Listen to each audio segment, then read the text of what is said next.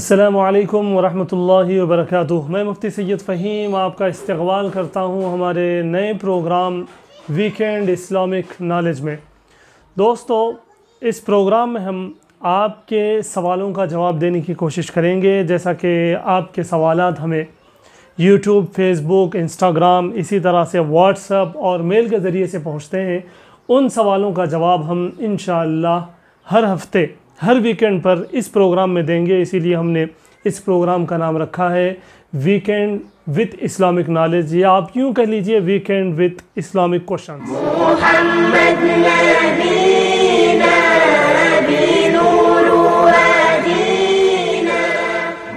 یہ سب سے پہلا سوال ہے، ایک دوست نے سوال کیا ہے کہ اس مرتبہ حالات کے پیش نظر اللہ کی جانب سے باہر والوں کے لیے حج کینسل کر دیا گیا ہے۔ مفتی صاحب، سوال یہ ہے کہ کیا اسلام کی تاریخ میں ایسا کبھی ہوا تھا؟ دوستو، اس کے بارے میں آپ کو بتا دوں کہ اسلامی تاریخ میں اس طرح کا معاملہ جو اس مرتبہ ہوا کہ حج کو باہر والوں کے لیے بند کر دیا گیا ہے، آج سے پہلے 40 مرتبہ ایسا ہوا۔ لیکن ہمیں واضح یہ رکھنا چاہیے کہ کبھی حج مکمل بند نہیں ہوا، کبھی طواف مکمل بند نہیں ہوا۔ کوئی نہ کوئی وہاں طواف کرتا رہا، کوئی نہ کوئی وہاں پر حج کرتا رہا، قیامت کی صبح تک ایسا ہوگا، کوئی نہ کوئی وہاں پر حج کرے گا۔ لیکن اس مرتبہ جس طرح باہر والوں کے لیے وبا کی وجہ سے، کرونا کی وجہ سے، بیماری کی وجہ سے بند کر دیا گیا ہے، اسی طرح سے ہسٹری میں اس سے پہلے 40 مرتبہ حج روک دیا گیا تھا۔ 2 مرتبہ کا جو بات آتی ہے وہ یہ کہ اسی طرح کی وبا پھیلی ہوئی تھی، تو جس کی وجہ سے ایک مرتبہ 8 سال اور ایک مرتبہ 10 سال حج بند رہا باہر والوں کے لیے، لیکن وہاں کے لوگ حج کرتے رہے، جس طرح اس مرتبہ بھی وہاں کے لوگ حج کرتے رہیں گے، لیکن باہر والوں کے لیے حج ممنوع ہوگا۔ اور اسی طرح سے وار کی وجہ سے، جنگوں کی وجہ سے بھی کئی مرتبہ حج بند ہوا، یعنی کہ باہر والوں کے لیے بند ہوا۔ ایسے حالات ہو گئے تھے کہ کوئی بھی آدمی وہاں پر دکھتا تو اسے ختم کر دیا جاتا، تو ایسے ماحول میں بھی حج کو باہر والوں کے لیے بند کیا گیا تھا، لیکن وہاں کے لوگ ہمیشہ حج کرتے رہے۔ اس مرتبہ بھی یہی ہوگا۔ اگلا سوال ہے کہ سنت یا نفل کی تیسری یا چوتھی رکعت میں سورہ فاتحہ کے بعد سورہ بھول جائیں تو کیا نماز دہرائیں یا سجدہ سہو سے نماز ہو جائے گی؟ دوستو، میں آپ کو بتانا چاہوں گا کہ نفل کی اور سنت کی تیسری اور چوتھی رکعت میں سورت ملانا یہ واجب ہے، تو واجب کے چھوٹنے سے سجدہ سہو کی وجہ سے نماز ہو جاتی ہے، نماز کے دہرانے کی ضرورت نہیں ہے۔ کوئی بھی واجب، اس کے علاوہ کوئی بھی واجب اگر ہمارا چھوٹتا ہے تو ہمیں سجدہ سہو کرنا چاہیے۔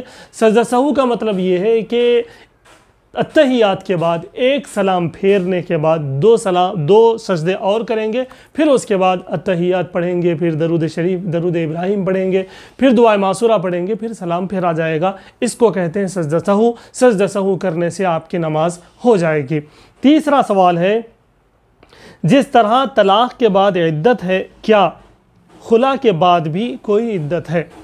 میں آپ کو بتا دوں کہ طلاق کی جس طرح کی عدت ہے، اسی طرح سے ایز اٹ از اسی طرح سے خلا کی بھی عدت ہے۔ خلا اگرچہ لڑکی کی طرف سے لیا جاتا ہے، لیکن وہاں پر بھی گویا کہ وہ ایک دونوں کے اندر جدائی ہے، دونوں کے اندر جو ہے نکاح کو ختم کرنا ہے، اس لیے جو عدت طلاق کی ہوگی وہی عدت خلا کی بھی ہوگی۔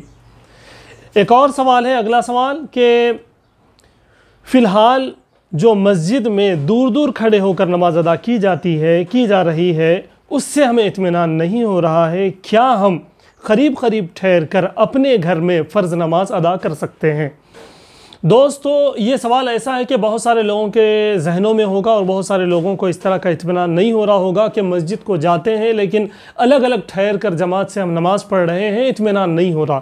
لیکن دوستو، میں آپ کو بتا دوں کہ اطمینان ہو یا نہ ہو، چونکہ اس وقت فتویٰ یہی ہے، اس وقت کا مسئلہ یہی ہے کہ اگر مسجد کی ہمیں نماز ہونی ہو، اگر ہمیں مسجد کا ثواب ملنا ہو تو ہمیں مسجد جانا پڑے گا اور دور دور ٹھہر کر ہی صحیح ہمیں نماز ادا کرنی ہوگی، اسی سے ہمیں جماعت کا ثواب ملے گا۔ بجائے اس کے اگر ہم گھر میں اپنی جماعت بنا لیں گے تو پھر اس مسجد کی جماعت کا ہمیں ثواب نہیں ملے گا۔ تو میں آپ کو یہ بھی بات بتا دوں کہ ہمیں اسلام کے تابع ہو جانا چاہیے، ہمیں شریعت کے تابع ہو جانا چاہیے۔ جس طرح شریعت کا جو حکم جس وقت ہمیں سنایا جائے گا اس پر ہم عمل کرنے کے اپنے آپ کو عادی بنائیں اور اسی میں ہم اپنی نجات کو محسوس کریں اور اسی میں ہمیں اطمینان اور چین بھی ہونا چاہیے۔ لیکن بہرحال یہ بہت زیادہ مشکل بات ہے کہ ہم مسجد جاتے ہیں لیکن دور دور ٹھہرتے ہیں، جس کی وجہ سے اطمینان نہیں ہوتا۔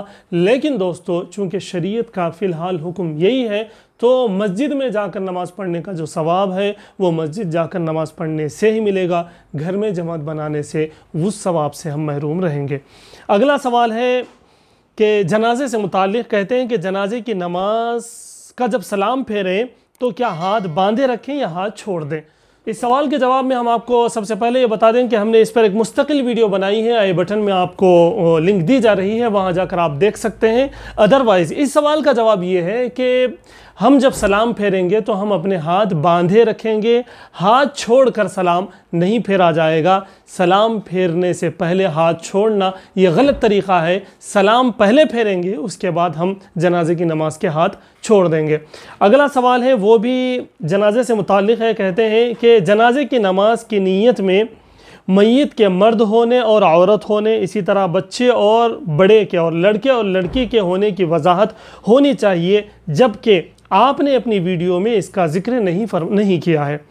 دوستو، یہ سوال کرتے ہیں کہ ہم نے جو ویڈیو بنائی ہے، جو ویڈیو ہم نے پیش کی ہے جنازے کی نماز کے لیے، اس کے اندر ہم نے یہ بتایا کہ نیت کے اندر مرد کے میت کا یا پھر عورت کے میت کا، بچے اور بڑے کے میت کا ہم نے ذکر نہیں کیا ہے، اور یہ اس لیے کیا ہے کہ بغیر اس کے بھی نماز ہو جاتی ہے اور نیت ہو جاتی ہے۔ اگر ہم صرف یہ نیت کر لیں کہ ہم سامنے جو جنازہ ہے اس کی ہم نماز جنازہ پڑھ رہے ہیں تو ہماری نیت مکمل ہو گئی۔ بہت سارے وقت ایسا ہوتا ہے کہ جنازے میں کون ہے ہمیں معلوم نہیں ہوتا، کہ مرد ہے یا عورت ہے، لڑکا ہے یا لڑکی ہے، ہمیں معلوم نہیں ہوتا۔ ایسے وقت میں یہ جنرل نیت ہے کہ اس جنازے کی ہم نماز پڑھ رہے ہیں، اس سے ہماری نیت ہو جاتی ہے۔ ہاں، اگر پرٹیکولر ہم یہ نیت کر لیں کہ فلاں میت مرد کی یا پھر عورت میت کی، تو بھی بہت اچھی بات ہے، لیکن اگر معلوم نہ ہو تو صرف اس جنازے کی نیت یا اس میت کی نماز کی نیت ہم کرتے ہیں، اس طرح سے بھی اگر نیت کر لی جائے تو نماز ہو جائے گی۔ اگلا سوال ہے، کیا فرض کی تیسری اور چوتھی رکعت میں مقتدی بھی سورہ فاتحہ پڑھے؟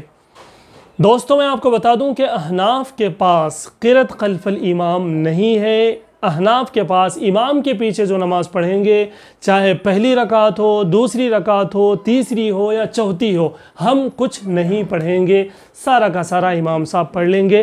ہمیں خاموش ٹھہرے رہنا چاہیے، اور اگر وہ قرأت والی نماز ہو تو ان کی قرأت ہم سنیں گے، ورنہ تو ہم خاموش ٹھہرے رہیں گے۔ اس میں کوئی حرج نہیں ہے، اگر ہم کوئی سورت نہیں پڑھتے ہیں تو اس سے ہماری نماز ہو جائے گی، نماز میں کسی طرح کا کوئی خلل نہیں ہوگا۔ اگلا سوال ہے کہ عبد الملک شاہ زین نام رکھنا کیسا ہے؟ دوستو، سب سے پہلے میں یہاں پر آپ کو یہ بتا دوں کہ نام ایسا رکھنا چاہیے جس کے تلفظ، جس کا پروننسیشن سب کے لیے آسان ہو، پہلی چیز۔ دوسری چیز یہ کہ نام کے میننگ بہت اچھے ہونا چاہیے۔ تیسری چیز، نام متعارف ہونا چاہیے، یعنی کہ نام پچھلے زمانوں میں رکھا ہوا ہونا چاہیے۔ یہ جو ٹرینڈ چل رہا ہے کہ یونیک نام ہو، نیا نام ہو، یہ بہت غلط طریقہ ہے۔ ہمیں چاہیے کہ ہم اپنے انبیاء علیہ السلام کے ناموں پر اپنے بچوں کے نام رکھیں، صحابہ اکرام کے ناموں پر اپنے بچوں کے نام رکھیں۔ ادروائز آپ کا جو سوال ہے اس کے اندر یہ بتایا گیا ہے کہ عبد الملک شاہ زین نام رکھنا کیسا ہے؟ عبد الملک تو بہت اچھا ہے، لیکن شاہ زین سے مجھے اس پر اطمینان نہیں ہے۔ شاہ کا مطلب ہوتا ہے بادشاہ، زین کا مطلب ہوتا ہے کہ اچھی زندگی گزارنے کو زین کہا جاتا ہے، تو شاہ زین۔ تو اس کے اندر جو ہے اچھی زندگی گزارنے والا بادشاہ، اس طرح کا جو میننگ آ رہی ہے، اس میننگ کی وجہ سے ہو سکتا ہے جس کا نام رکھا گیا ہے اس کے اندر تکبر سا آ جائے، تو اس لیے اس کے علاوہ زین العابدین یہ آپ نام رکھتے ہیں، بہت بڑے بڑے بزرگوں کے نام رکھے گئے ہیں، تو یا زین الدین آپ نام رکھ سکتے ہیں، یہ بھی بہت اچھا ہے، لیکن شاہ زین میرے خیال سے یہ نام رکھنا مناسب نہیں ہے۔ اگلا سوال ہے کہ کیا عقیقے کا گوشت عقیقے جس لڑکے کا یا لڑکی کا ہو رہا ہے ان کے والدین کھا سکتے ہیں؟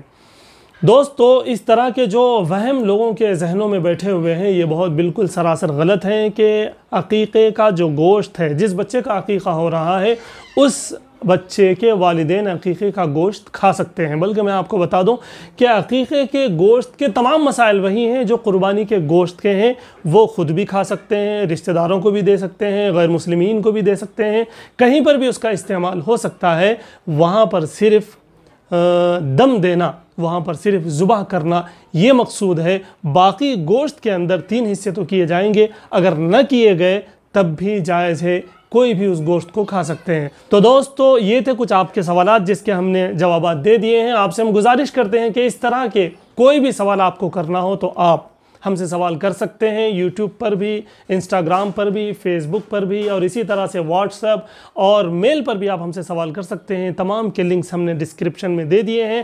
ہم آپ سے گزارش کرتے ہیں کہ آپ ہماری اس ویڈیو کو زیادہ سے زیادہ شیئر کریں۔ اگر آپ ہمارے چینل پر نئے ہیں تو ہمارے چینل کو ضرور سبسکرائب کریں۔ جزاک اللہ خیرہ۔